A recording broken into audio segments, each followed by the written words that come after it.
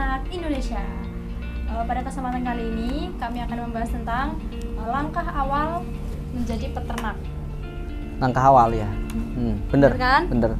Kita akan membahas langkah awal peternak kambing dan domba khususnya.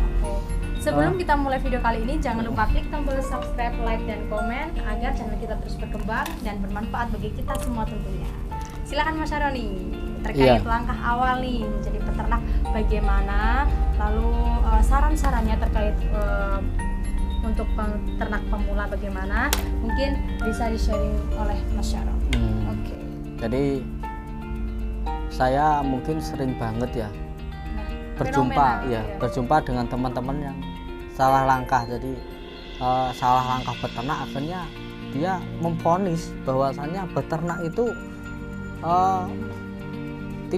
untungnya tidak besar, atau mungkin beternak itu merugikan, atau mungkin memvonis tentang peternakan gitu loh. Jadi mungkin beternak itu kalau di pandangan beberapa peternak itu mungkin mudah gitu loh, tapi kenyataannya semua butuh belajar, butuh proses itu.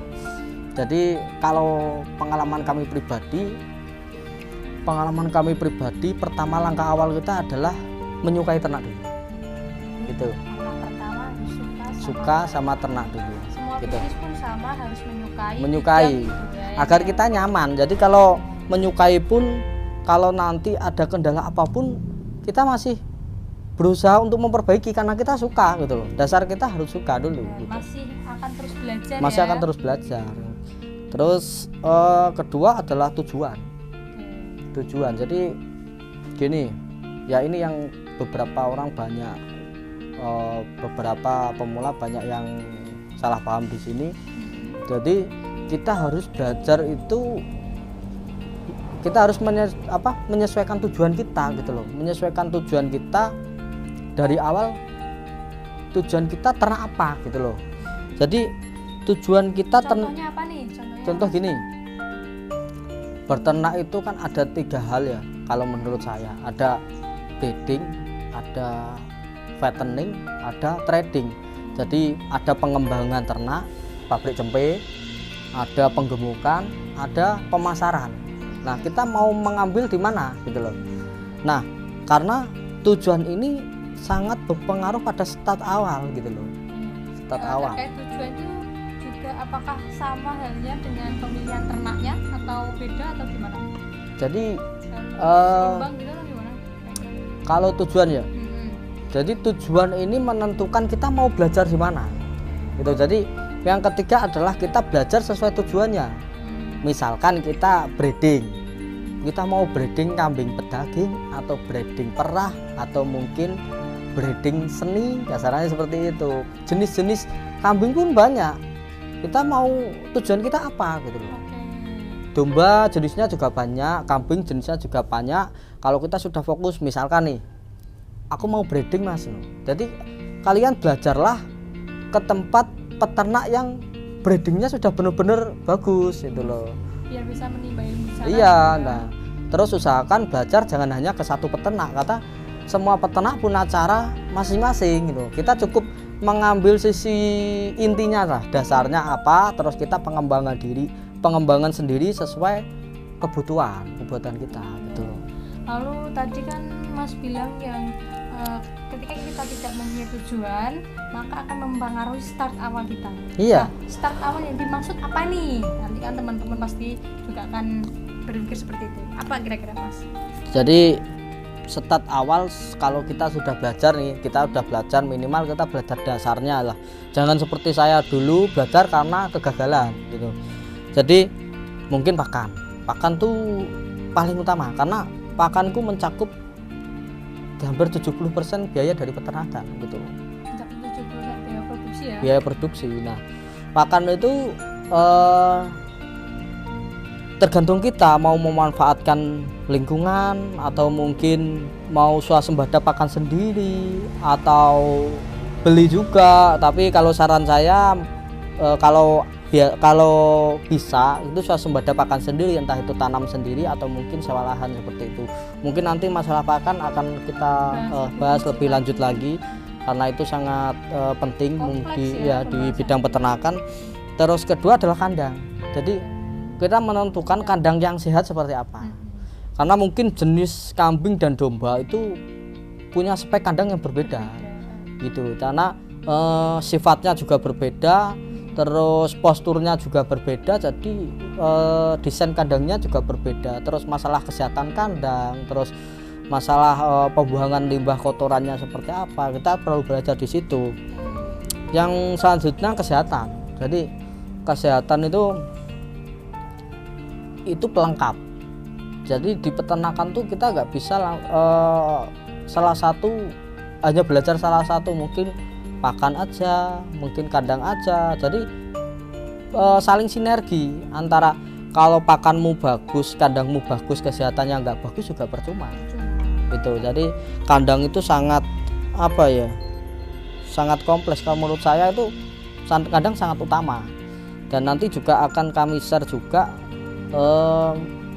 belajar kami dulu, mulai dari kandang pertama sampai kandang terakhir ada. Jadi mulai kita kandang sangat sederhana sampai mungkin kita bisa membuat kandang yang lebih bagus gitu. Terus apalagi nih? Habis itu kita, kalau kita sudah menentukan pakan, kita sudah menentukan kandang, terus kita sudah belajar masalah kesehatan, baru kita mendatangkan bibit. Itu prosesnya seperti itu. Jangan kayak saya dulu saya kandang belum ada, saya sudah beli bibit itu. Jadi sangat fatal. Jadi mungkin alurnya seperti itu. Kita harus punya alur agar apa yang kita lakukan itu juga minimal kita bisa meminimalisir kerugian lah, minimal seperti itu. Nah, bibit peternakan itu pun kita juga harus selektif ya. Selektif. Kita pemilihan harus selektif sesuai tujuan kita tadi, sesuai tujuan kita belajar tadi. Kita mau menentukan bibit seperti apa. Seharusnya bibit itu sudah kita dari tujuan awal tadi kita sudah bisa memperkirakan kita mau memilih bibit seperti apa gitu loh. Karena setiap tujuan tuh bibitnya pun akan berbeda-beda. Akan berbeda gitu. Ya. Ketika nanti lingkungannya bagus, terkait pakan, terkait kandang, terkait kesehatan bagus, dan bibitnya yang didapatkan bagus, maka tidak memungkiri bahwa nanti performanya juga akan bagus. Akan gitu bagus ya. itu loh. Oke. Lalu kira-kira apa lagi nih Mas Syahroni terkait yang perlu diperhatikan lagi bagi peternak pemula? Jadi bagi peternak pemula, kita, kalau saran saya mungkin seperti yang saya lakukan dulu, kita rajin-rajin lah silaturahmi ke peternak senior, lebih senior gitu. Itu sangat-sangat membantu kita. Jadi berarti banyak belajar secara teori dan praktek juga. Terus banyak bersilaturahmi gitu. Jadi karena sesuai yang saya omongkan mungkin di video yang kemarin sebelumnya, jadi kita nggak bisa berdiri sendiri gitu lah. Kita harus silaturahmi terus gitu loh. Iya, kita harus bersinergi gitu. Mungkin cukup, mungkin ada tambahan mungkin secara teori untuk peternak pemula ya. Iya. Di bidang teorinya ya saya sepakat dengan Mas Syahroni terkait jangan lupa banyak-banyak belajar terkait peternakan. Iya. Tentunya sesuai tujuan tadi, sesuai tujuannya. ya kan? Terus banyak-banyak improve. Jangan putus asa karena kita berhubungan dengan makhluk hidup. Karena makhluk hidup tuh ya butuh kasih sayang. Iya. untuk apa ya, pertumbuhannya secara maksimalnya gitu iya, ya. Kita harus menciptakan chemistry antara apa yang kita rawat dan apa yang dengan kita ya, diri kita ya. Jadi ketika kita memberikan sesuatu yang bagus pada ternak kita, insya Allah nanti ternak kita juga akan memberikan feedback yang bagus bagi kita semua. Iya.